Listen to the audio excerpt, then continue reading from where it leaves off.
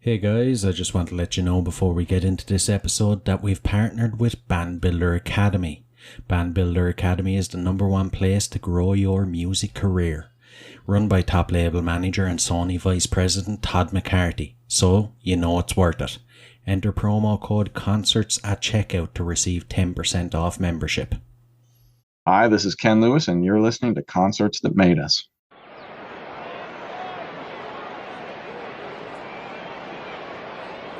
Is everybody in? Is everybody in? The show is about to begin.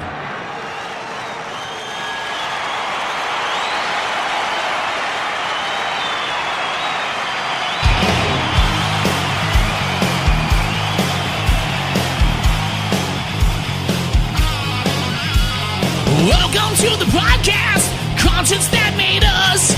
Interviews and stories, tales from the bus. We love taking you back to when it all went down. The greatest live shows and the cheering crowd sound. It's concerts, concerts that made us, concertsthatmadeus.com. On this episode, I'm joined by music industry titan Ken Lewis to chat about his latest project, obSCENE Stealers. obSCENE Stealers is a collaboration between Ken Lewis and Michael Maas. Ken having over 100 gold records and having worked with the likes of Drake, BTS, Bruno Mars and Eminem to name a few, and Michael being a king of music trailer scores, having worked on the likes of Tenet, Dune, Halo, Candyman and Star Wars to name a few. The guys have teamed up to take over the world of sync music, and you're gonna hear all about it. So, without further ado, let's get on with the show.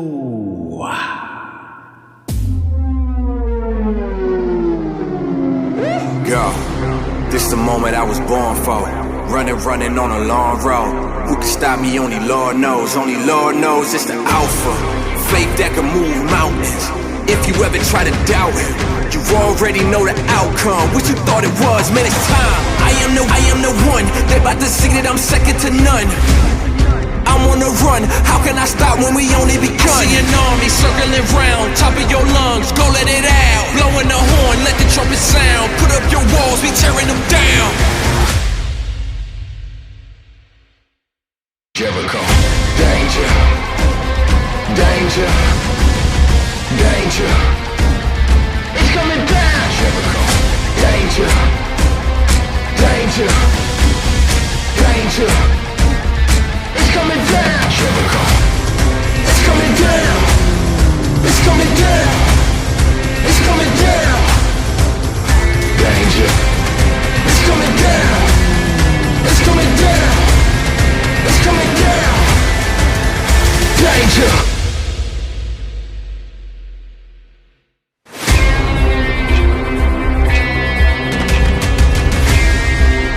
It's coming down. Whoa. Danger. Danger.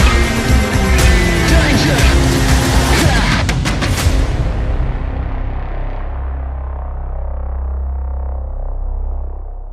Ken Lewis, you're very welcome to Concerts That Made Us. It's great to be here, Brian. Thank you for the invitation. It's fantastic to have you. I'm looking forward to diving into your music now over the next bit. So we opened the show with your track Danger. Would you like to tell us a bit about it? Danger. So Danger is a collaboration between obSCENE Stealers and a hip-hop artist named Diraj. And we sent a track to Diraj, and Danger is what we got back from him, and we just kind of worked it from there and found a finish line with it. And obviously obSCENE Stealers is, if you've heard Danger, we're targeting sync movies, TV, film, gaming for sure, sports events, things like that. We're trying to build a streaming following as well, but we're really trying to live in what's called sync music, which is film and TV stuff. So it's not your average music project. It's really kind of thinking outside the box. How did you come up with the idea for obSCENE Stealers?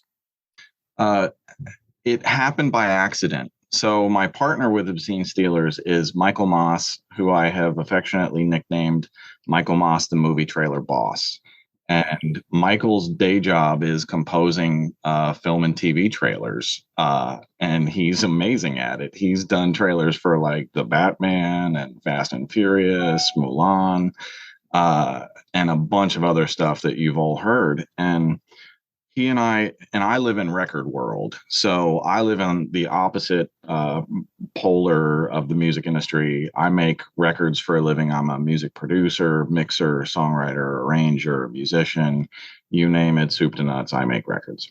And my background, I have 114 gold records to my credit so far, so I'm basically, you've heard a lot of my work. And so me and Michael got together on a song to produce it together. And it was just one of these collaborations where you instantly felt like this was a different click than normal. We just both felt like this is so easy and we collaborate so well together, and it just flowed so well. And the finish line was such a great end to the song. Then after we finished that production, we kept wanting to work together. And Michael was just like, oh, send me something and let me just work on something. So I sent him a bunch of like a cappella vocals to some of my favorite songs that I had written but never done anything with. And some of the stuff that he started sending back was like, holy shit, this is amazing. And my first thought, never having been an artist, is who would this be right for? And I was just like, you know what? We should just do a project together. And that's how it started. We're just like, let's be Obscene Stealers. We'll collaborate with whoever we want, but me and Michael are the artists. And that's how it was born. And kind of by accident and luck and, but just by working every day. Yeah, yeah. Now, you mentioned the accomplishments that Michael has had and your own. I mean, you've worked with the likes of Eminem, BTS, Drake, Bruno Mars, but when you step to the other side of it, what's it actually like getting your own project up off the ground? One of the things that I've done a lot in my career is artist development. So I've produced and worked with new artists and helped them launch their careers. So for me, this was kind of all of those lessons learned, doing all of those developments has really helped build the networks that we have to get our music out there now, and has shown me where all of the mistakes that you can make lie so that I can sidestep as many of them as possible. So I think that's kind of like the behind the scenes industry superpower, is like, we're really well connected and we're both top level at what we do. And we've both had plenty enough experience in this industry to have made every mistake that you can make, have seen everybody else make every mistake that you can make, and hopefully are wiser for it. And, we'll see in a year or two how we're doing with it. I get you. And I have to ask, how has the reaction been from fans? So far, it seems really well received. I have a free live stream that I do from the studio on a Wednesday, like one Wednesday a month, actually. It's called youtube.com/mixing night. So I do this free live stream called Mixing Night.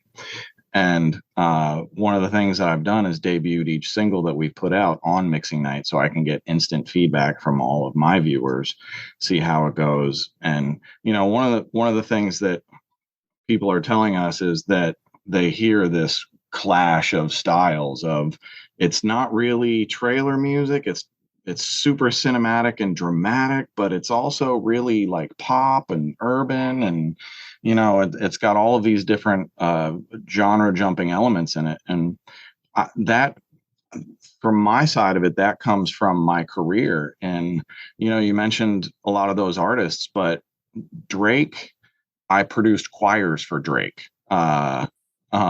J. Cole, I produced choirs and live string sections for J. Cole. Eminem, I played guitar and did drums and played music for him. So I'm not like, when you see my name attached to a lot of these heavy hitters, it's not like as a traditional beat maker or engineer or something. It's like I'm bringing different worlds into their worlds because I am just really good at jumping genres. So when I got the opportunity to jump genres with Michael Maas with obSCENE Stealers, I was like, let's fucking go. Yeah, I get you. I get you. I like that though, that, you know, you said you were playing guitar beats, you know, that you're not the typical just beat maker. You know, there's something a bit more sort of grassroots about that, in my opinion, you know, a bit more traditional when it comes to music, that you're not just there, you know, on a computer coming up with these sounds, that you're actually organically making them. Well, I started making records. I mean, I'm old. I've been making records 30 years now for major labels. And so I started making records before computers were really super widely used to make them. So I have learned how to make every kind of record on earth and worked with every different kind of musician, and you know, all of that experience has just come in so handy working with Michael. You know, you just I don't know. It's I think having the old school approach of having learned to make records when I did has really helped me now with live instrumentation in a way that most people just don't get to experience now. You know, the two of you guys aren't like in the same city or even the same country. He's in Germany, you're in the States. How do you guys approach that little obstacle? It's, you know, the pandemic really showed, especially creative people, that we could work without being in the same room together almost as effectively. And that's proven itself out so many times. And it's just, you know, he and I can get on Zoom calls and talk through ideas. And we can, you know, I can get a song to a certain point and hand it off to him and know that he's going to bring some magic to it. And I don't have to micromanage him, and he'll send it back to me, and I'll be able to put more magic on top of that. And, you know, and we keep doing that with as many songs as we can. And the best ones are the ones that we release. So we're stacked with songs. We have so many songs, and, you know, we think all of our songs are great, but we're trying to really cherry pick each release to be, you know, we're trying to put out one song a month. And we're just trying to cherry pick each release to be, okay, this is a banger. Let's go. Yeah. And before we move on, I have to mention the artwork. It's pretty cool. It's like the two of you guys are superheroes or something. How did you come up with that? That artwork is so it's comic book style artwork, very on purpose, and that's going to be a running theme through all of our releases. Is going to be a different cover art.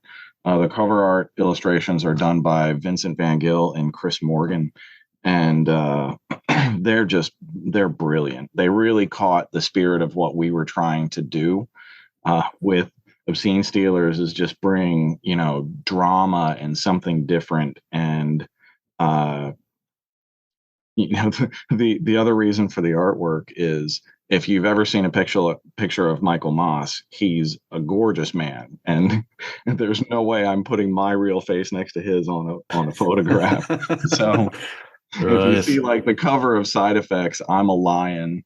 So I'm already morphing into different characters on each new cover, and so is Michael. And so it, you know, it's just kind of a fun way to be a kid again, and you know, really enjoy the whole experience of creating music and creating art, and having fun with it, and hopefully on top of that, making something that long term may support me financially, which is, you know, definitely the goal as well.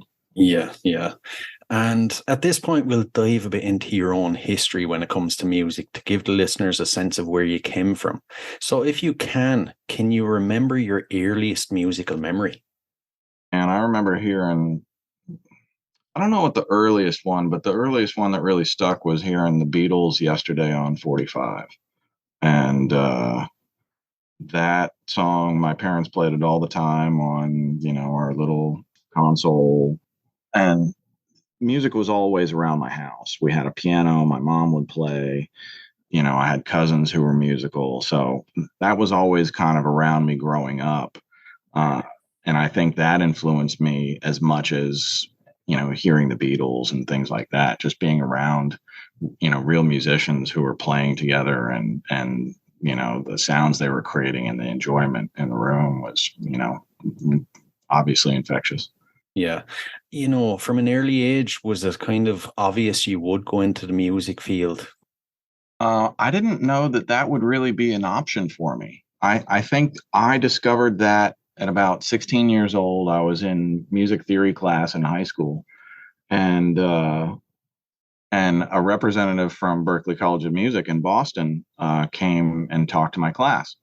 And I had never heard of Berklee, didn't know that it existed. And this guy spent a couple hours with us. And by the end of that, I went home and I was like, Dad, I want to go to Berklee. And he was like, why do you want to go to California? I'm like, this is a music school in Boston. So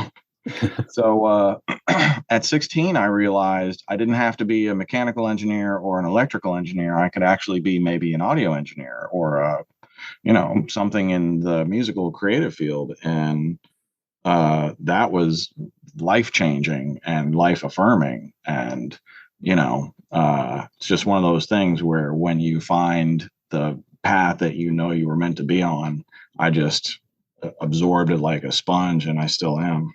I feel like it's a bit more realistic as well, coming home to your parents and saying, I want to be an audio engineer as opposed to I want to be a singer, Well, if the parents actually knew the realistic behind that, they would still be as terrified as for one than the other.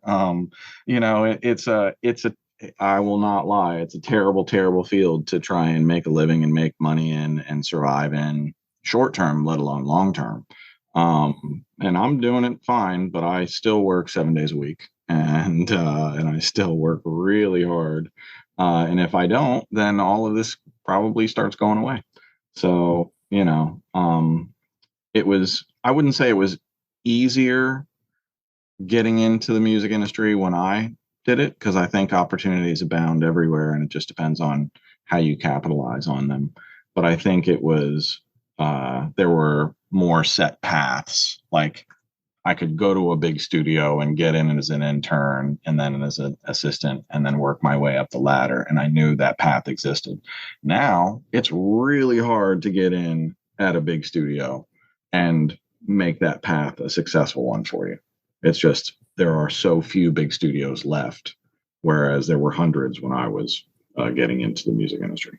Yeah. I suppose a lot of places are cutting back and realizing that you just need a laptop, really. People can make music in their bedrooms nowadays as opposed to renting out a massive studio. Right. That's the thing. I have 3 home studios, and I haven't rented out a studio in ages. And I make, top tier major label records regularly out of my home studios, and they sound, top tier. So, it just, if you know what you're doing and you put enough money into it, you can really have some incredible results without ever having to leave your home. And I think the people who embrace that and really dive in and learn their gear and just get super creative with it and get passionate with it can create magic from home. I've seen it so many times. Yeah. And during your teenage years, the music you were exposed to by your peers, how do you think that has molded you into the person you are today? It's coming back a little bit full swing. I grew up listening to what would now be called classic rock, mostly heavy rock, and Southern rock, Led Zeppelin or Leonard Skinner and 38 Special, Zeppelin, AC/DC, things like Black Sabbath. And that was kind of early. And, I think that shaped me a lot moving forward. I got more into pop and other things in high school, but still always had my rock roots. But when I got to New York City, there was not rock work. There was hip hop work. And that was it. So I started learning hip hop, and then I fell in love with hip hop, and I was like, okay, I enjoy this. I can do this. And so then I started doing a lot of like hip hop, which led to pop, which led back to rock. And some of my most successful records are big, heavy rock records that sound like they could have been done 30 or 20 or 10 years ago or today.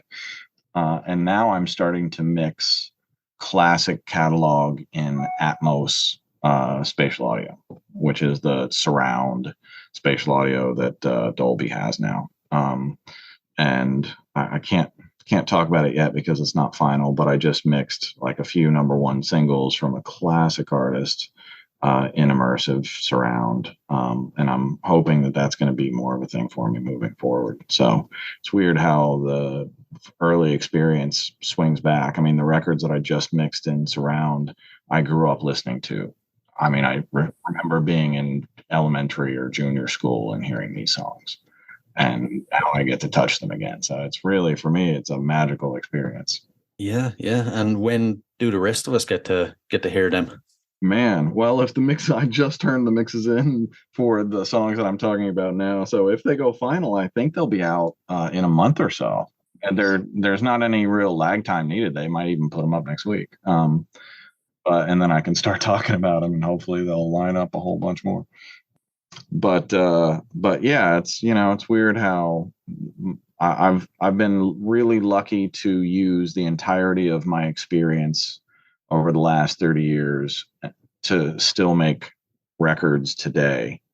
And I still draw on so much from different eras of my career that I put into what I do today. I'm lucky. I feel like, speaking to someone of your stature in the music industry, I have to ask, for any of the younger listeners, what do you think are some important values or important ways to get into the music industry or to get on in the music industry? So I highly encourage an internship if you can find the right person or place to work at. If they're just going to abuse you, no. But if you're like, I wouldn't have my career had I not done 2 internships. They opened doors for me that my college degree from Berkeley would not have opened. And they also gave me real world experience inside of a professional studio that I couldn't have gotten any other way, and would have never gotten hired by those studios without that experience.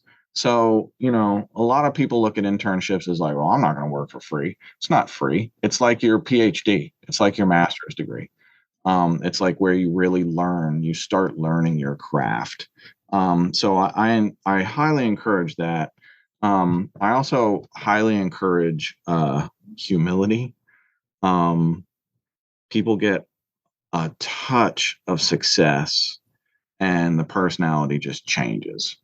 And I've got 114 gold records and people still throw attitude at me after a little bit of success. And I'm just like, I've been here 114 times. I mean, come on. And so, it's obviously, it takes a massive ego to think that you can be a worldwide successful artist. So like I don't think obscene Stealers is going to be that. I think we're going to be successful sync artists. I think people will hear our music in film and TV and probably not know who it is, and we'll be fine with that. But to think that you could be like the next Drake or somebody like that takes a pretty healthy ego. So it's hard to control that and not point it back towards the people who are helping you get there. And you got to realize that it takes a team, usually a team of much more seasoned and connected people than you to get through the music industry, because whatever you as a young artist think the music industry is, however you think it works, I guarantee you it does not work that way at all.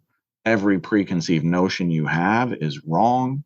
A lot of the shit that I hear on the internet is just like, oh, it's just, it's a tough thing to navigate, and everybody's got a different path, and no 2 people are going to find the exact same path to success or failure. But, arm yourself with as much knowledge as you can, and try and surround yourself with a good team. I have to ask, since you brought it up, all the gold records, and you still meet people that give you a little bit of an ego. How do you deal with, say, someone who has a massively inflated ego, yet they're not at the stage of their career where they deserve to have it, for lack of a better word? So as I've gotten older, I've realized a few things. One of those things is ego is insecurity. And if you start unpeeling and unpacking the reason why people do certain things. It makes it much easier to deal with. If I know a person is throwing me ego because they're insecure about their success and they don't have any fucking clue how they're going to keep it or find the next piece of success, and yeah, maybe they're feeling themselves a little bit, and but a lot of it is just being terrified and not, and also having too much too quickly and not knowing how to deal with it. So I look at all of those things, and I've seen them a million times, and I can let a lot of shit go. So, you know, Yeah. I have my limits, and usually it's a switch. Usually it's fine, fine, fine, fine, fine. Okay, now I'm really not fine, and things have changed. But up until then, you gotta accept that with the music industry comes just a ton of ego and a ton of that on all levels with everybody that you deal with, and hopefully I don't contribute to that any more than I have to. I better jump into your concert experiences. It is concerts that made us, after all. So what concerts, in your opinion, have made you? Well, I tell you one that I don't know if it made me, but I remember vividly was Christine McVie. I saw her solo concert in Cincinnati, Ohio at Timberwolf, and wasn't really, like, my brother took me. I wasn't really a Fleetwood Mac fan much before that, or a fan of hers, but I went and I just loved it. And so there was that. But um, man, Prince was an incredible concert. That dude, wow, at Madison Square Garden in the round was one of the most exceptional musical experiences I've ever seen. Incredible. Seeing Les Paul at a small jazz club in New York City play was incredible. Les Paul was the inventor of the electric guitar and the guitar's namesake that was created after him. He died in his 90s, but he used to play like once a month at the Iridium in New York City for whoever just wanted to come. So, Oh my God, that just seems like I don't know what to say, some sort of experience that you wouldn't feel entitled to actually get, yeah, it was so, I felt exactly that way being in that room watching. And the level of talent that he brought on stage with him to perform was just ridiculous. I mean, that's New York City for you, though, man. There are so many gems that you just have no idea, these amazing things that are happening everywhere, all over the city. So, what a place. Yeah, yeah. And what makes a good show for you? What do you look for to get out of a show? Man. Well, I mean, most of the shows I go to are like just big rock shows, I mean, Monsters of Rock in high school was epic as fuck. um, you know, I think it used to be to hear, and probably is, to hear my favorite bands and just to experience that music live and hear the energy coming off the stage and off the PA, and to hear their live interpretation of those songs and to sing along and just be in that moment. I think that's probably why most people go to concerts. And I don't know if I don't know if the reasoning behind concerts has changed, but playing along to backing tracks has changed, and you know I, we'll just call that commerce. But I'm a sucker for a live band who can get on stage without any other help and just wreck shit. That's exactly what you want at a gig. Just Absolutely. that. Yeah. And I always ask, say in 30 years' time, what needs to have happened for you to feel fulfilled and happy with your career when you look back? Is there like a white whale that you're chasing? I mean, longevity would be the white whale. However I get there is, it's been a pretty random road. So, I mean, I describe myself as the weirdest resume in the entire music industry, and I stand by that 100%. I mean, if you see my resume, it is the weirdest conglomeration of different artists and different genres and different roles that I've played, wearing different hats for different things. It's crazy. And that's been, I think my white whale is that I can continue to do what I've been doing, and just meandering through the music industry with a decent amount of success, continuing to make records. I mean, I'm pretty happy doing it now. So I could look back right now and go, I'm happy with everything. I don't really wish. I mean, I always wish for more. That's why the career keeps going forward. But I think I've accomplished everything that ever needed to be accomplished. Yeah, yeah. And before we move on to the last couple of questions, what's the future plans with Obscene Stealers? Man, me and Michael hope to put out a single a month every month until the end of time.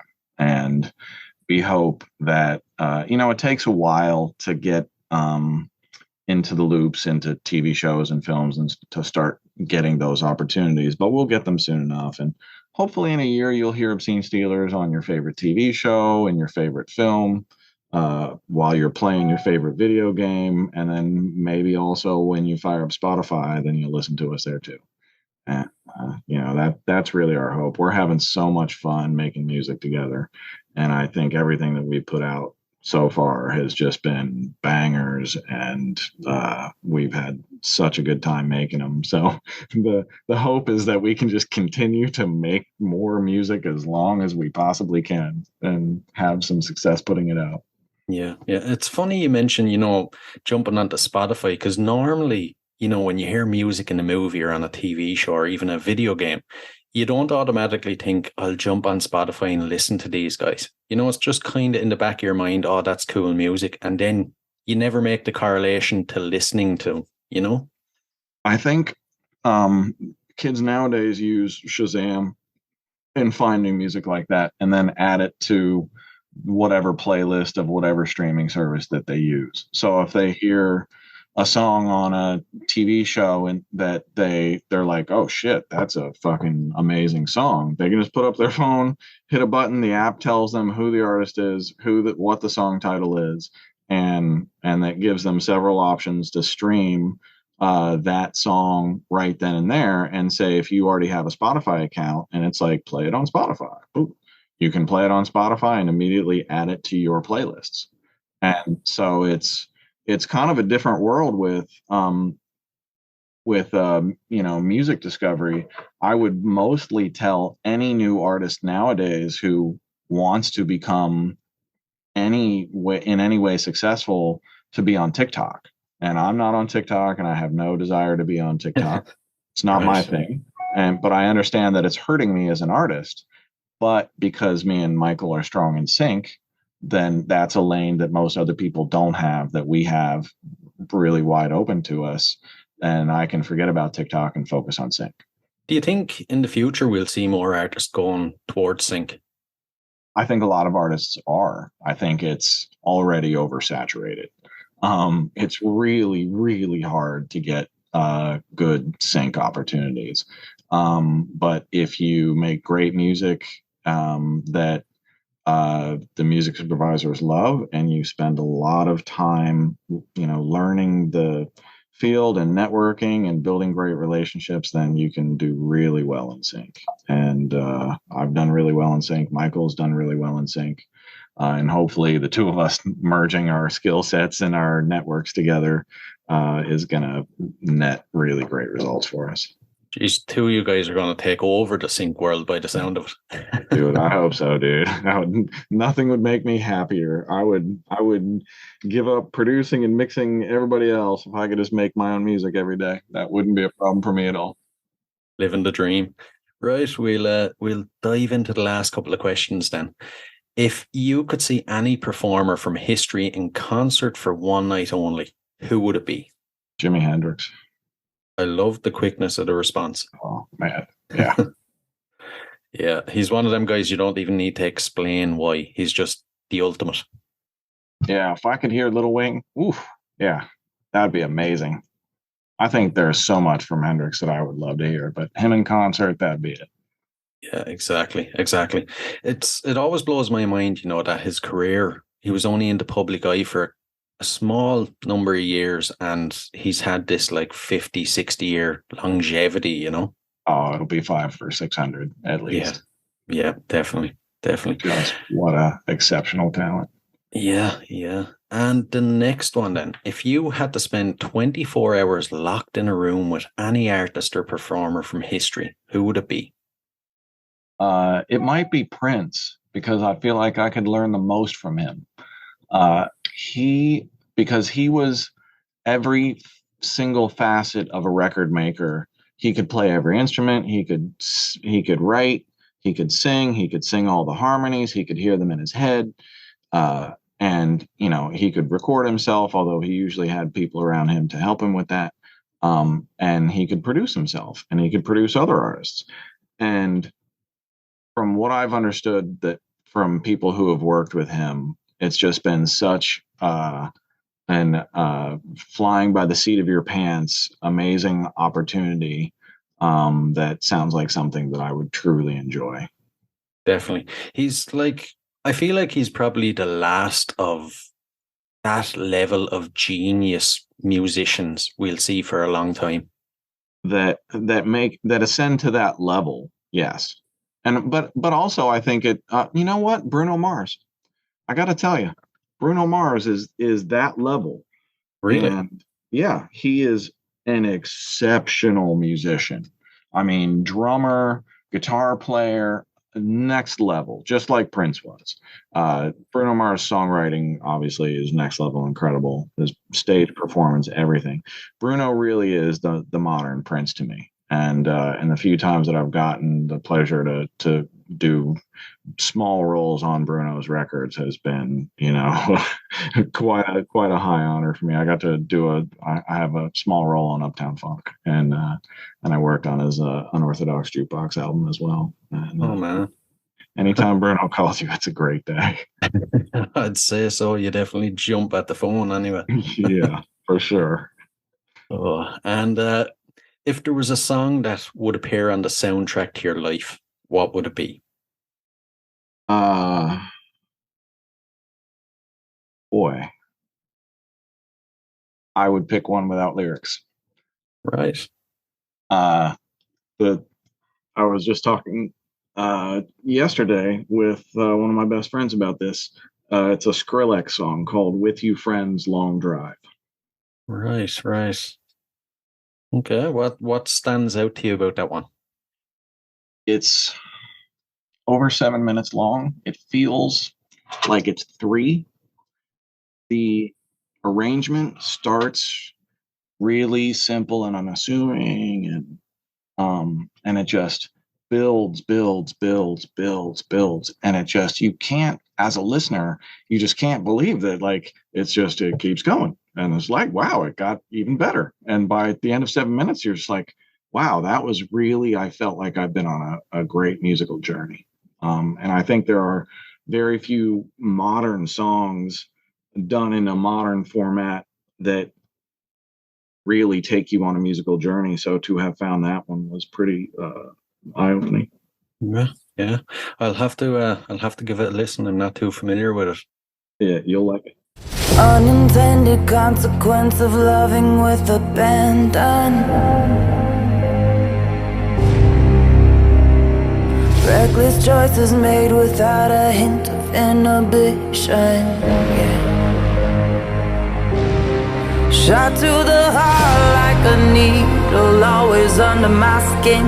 When you pull out, I miss the pain until you push back in.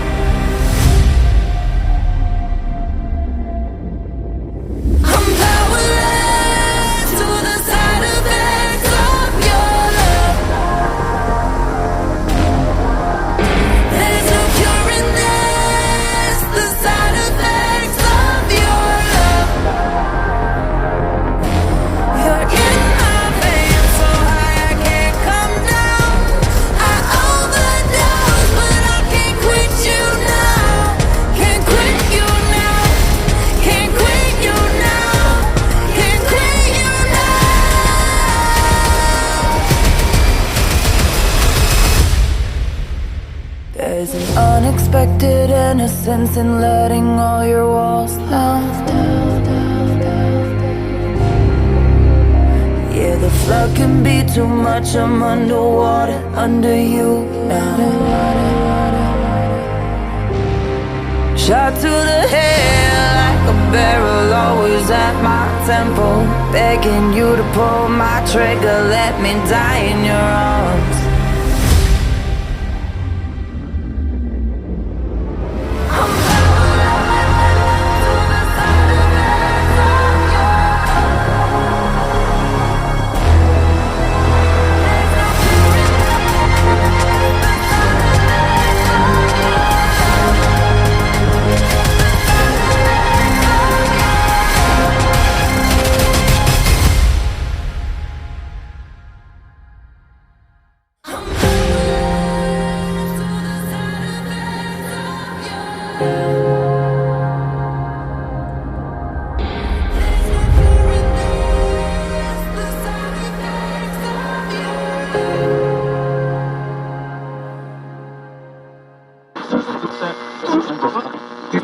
Hello everyone, I am Matthew Thomas, the spirit of Super Cool Radio, and if you're looking for a great podcast that features the best independent and up-and-coming bands and artists, then check out my podcast, Super Cool Radio. Each week I deliver fun interviews, and every Friday I spin some killer music.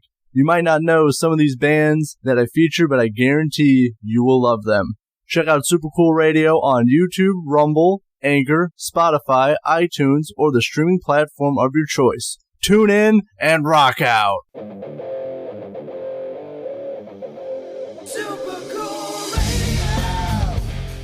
Hey guys, I really hope you enjoyed this episode. If you did, please rate and review us on iTunes and Spotify. And if you're interested in signing up to Band Builder Academy, use the link in the show notes below and enter the code CONCERTS and you'll receive 10% off. So, until next time, keep rockin'.